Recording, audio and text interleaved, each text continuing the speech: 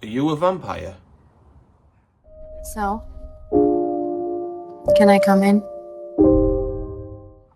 Hello everyone, welcome back to another Antwoord Movie Mania, and it is review time again. And this film I'm going to be reviewing is called Drained. Now, recently I went to a film festival called Fear Screen at Roxy Cinema, and it was one of their feature-length films that they were promoting called Drained. The other one was The Cellar, which I recently done a review on, so if you haven't checked that out, please sure to do so. But yeah, I didn't know anything about this film going into it. It was just called Drained, but before they showed the film, the people that were there, they give a little snippet of what they explained, that it was about a vampire love story. And I thought, alright, a vampire film, I can get behind that because I love vampire films. And when they showed it, it really caught me by surprise. So the film starts off with an out of work artist called Thomas, and all we do is see him sitting in his room working on his sketches. He has been out of work for years, working on his portfolio, staying at his mum's, and his mum lets him live there rent free. And you can tell because he drinks and eats everything, and he has like this little pot belly because he stays in his room all the time. And you can tell that, like, with it, he's got a fake pot belly on. And he ends up, and he also goes to the club to see his friend, and he gets free drinks for nothing, on the sly. And then we meet Rhea, a very seductive. He's in the nightclub, and she comes in, and the way she enters the room, his eyes just draw straight to her. It's instant lock on Rhea, and she comes in very seductive. That's what I mean. Like, well, considering she's meant to be like a vampire anyway, like vampires are seductive in the way that vampires are meant to be. But she comes in, she does like a very seductive dance, and she's obviously with someone. We don't know that she's a vampire yet.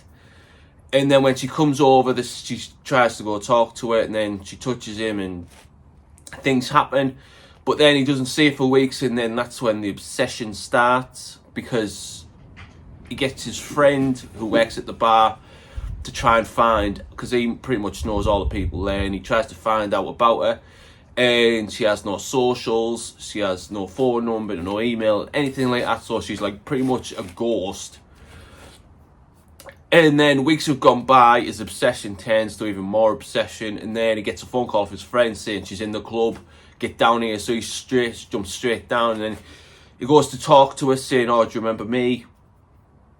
And this was like a few weeks ago. He said, "I look great," but then obviously she's with a next potential snack, should we say.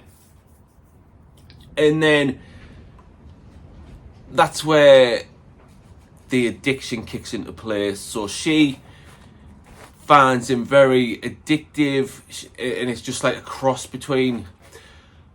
So I don't want to give too much away, but when they do get together, obviously she feeds off Thomas, and then it's like a drug. Being a drug addict, I can get my words out. Being a drug addict,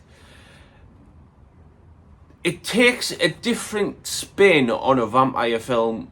Like, I don't think I've seen anything like it before. Like the way they've interpreted the drug addiction for a vampire. Obviously, a vampire needs blood to live, and that's what they crave.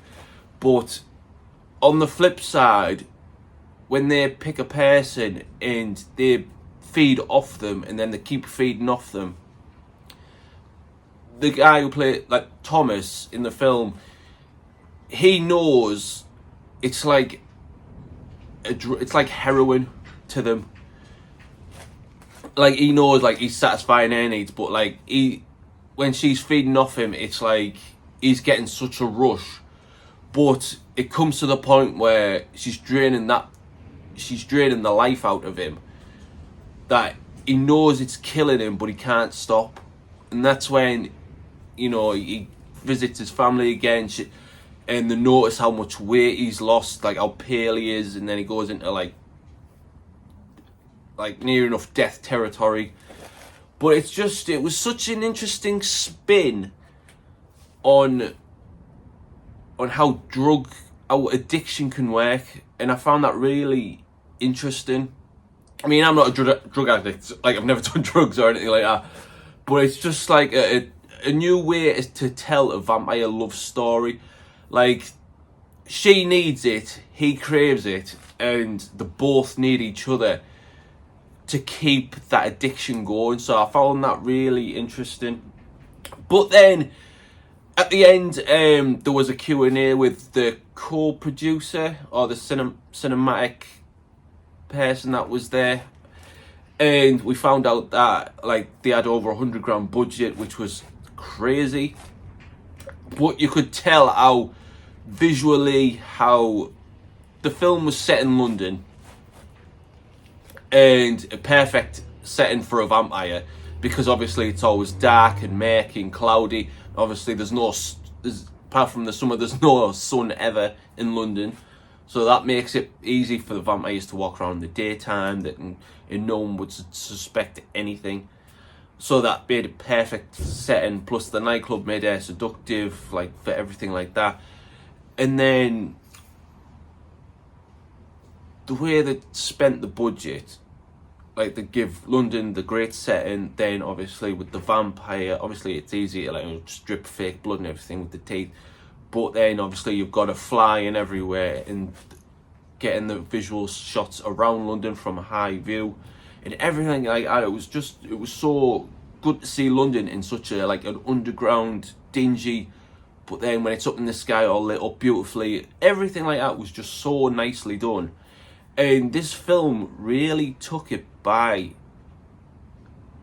like, it is a film that needs to be looked out for. I really enjoyed it. Like, it was such a, like, if I never knew that this film was like out at that film festival, I don't think I would have ever spotted it. So I highly recommend it to anybody to watch it. So if you are watching this, please get yourself, I'm sure it's on Amazon now, or it's coming out on Amazon in the next year, I think. I'm not really sure. I haven't really looked into it, like, to see when they released it, but I think it might be next year that it's coming out. But I'm so thrilled that I managed to get to see like an early screening of it, because I thoroughly enjoyed it. And if anyone gets to watch this film, Drained, please get yourself to see it, because it is a very different spin on a vampire film, and I really, really enjoyed it. But that was my quick little review on Drained. I hope you all enjoyed it. I'm sure once it comes out properly, I will be watching it again. Like I'm saying, I am going to try and do some more reviews, because I am actually getting back into doing them. As always, I am Antwood Movie Mania. Please leave your likes, comments, please subscribe, and I will see you in the next one. See you later.